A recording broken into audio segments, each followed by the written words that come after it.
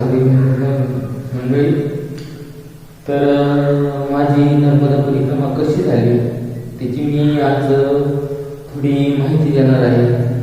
आणि आजपासून आपले वेबसाईटचे व्हिडिओ चालू होते, तर 8 सोमवारी किंवा मंगळवारी व्हिडिओ पडतील नर्मदे रामकृष्ण. तर मी तर चालू करतो. तर माझी नर्मदा परिक्रमा कशी झाली, मी का कसं गेलो, कसं नाही, सर्व माहिती सांगणार आहे.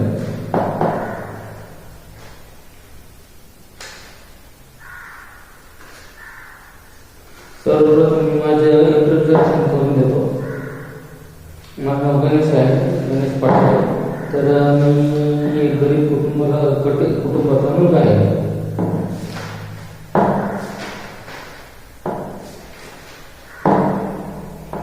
माझं नाव गणेश पाटील आहे.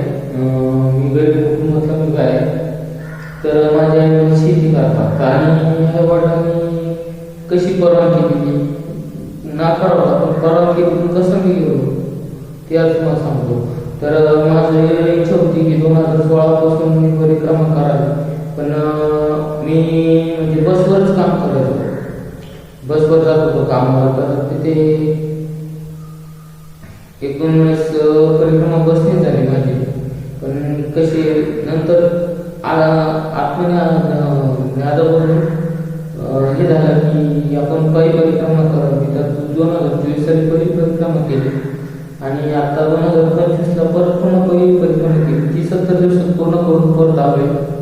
आणि मला जे अनुभव आले ते म्हणजे असे की इथून गेलो पण गाडी मिळाली नाही, गाडीचं वेळ थोडी मागणी पुढे झाली, तरी पण मी पोहोचलो चौकरश्वर. आणि 9 नोव्हेंबर रोजी संकल्प उचलला. आधी सर्वात रजिस्ट्रेशन करावं लागतं, परिक्रमाशी पास काढावा लागतो. परिक्रमा पास काढल्यानंतर संकल्प पूजा करावं लागते. संकल्प पूजा ब्राह्मणाच्या हाताने केली जाते आणि संकल्प पूजा केल्यानंतर आपण लगेच मार्गस्थ व्हावं लागतं.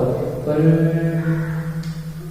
मी ते 9 नोव्हेंबर रोजी संकल्प पूजा करून पुढे मार्गस्थ झालो. पण अनुभव पहिला असा आला की जंगल जात असताना मी रस्ता भटकलो होतो थोडा. मागच्या वर्षी गेलो पण रस्ता सापडला नव्हता. पण रस्ता भटकल्यामुळे थोडं दमलो होतो. दमल्यानंतर काय केलं, त्या आश्रम मिळाला. आश्रम मिळाल्यानंतर मी तिथे थांबलो त्या आश्रमामध्ये.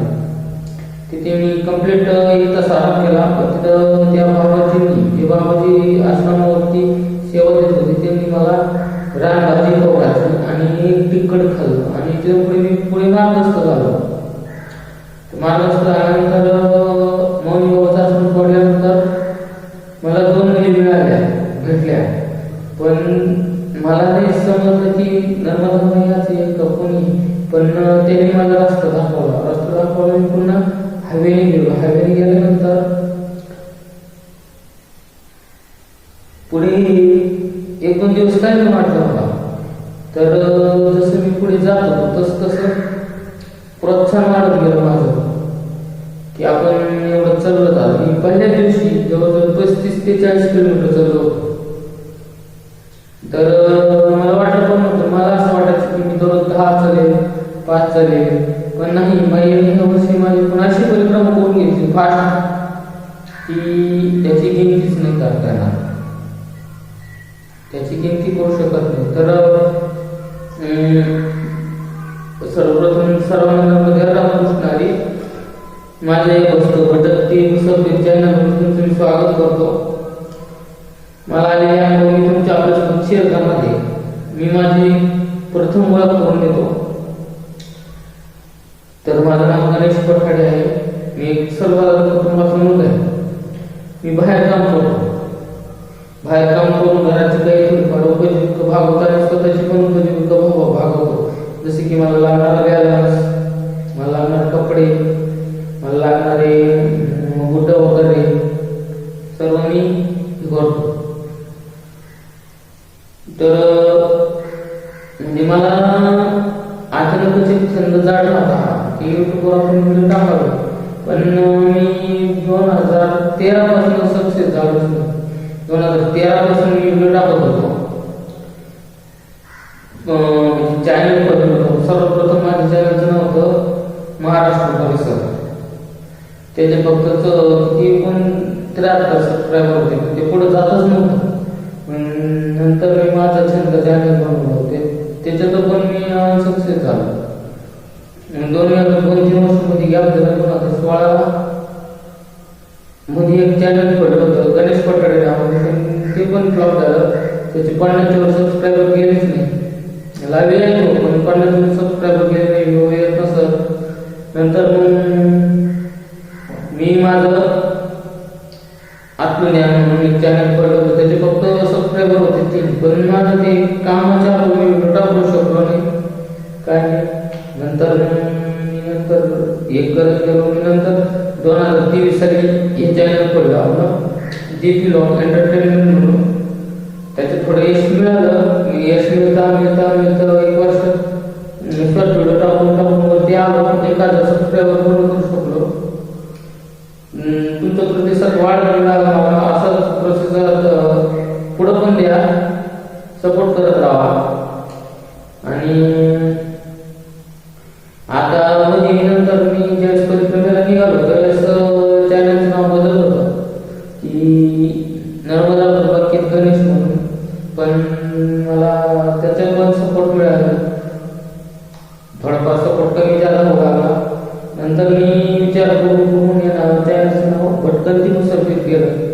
तर आता थोडाफार प्रतिसाद मिळतोय आणि अजून पण माझ्यावर त्याची कृपा राहते, त्यांची प्रेक्षक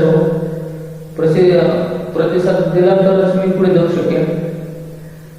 आणि मध्ये मी परिक्रमेत असताना एक व्हिडिओ टाकला होता की मला मोबाईल घ्यायला पैसे पाहिजे, माझ्याकडे पैसे नाही.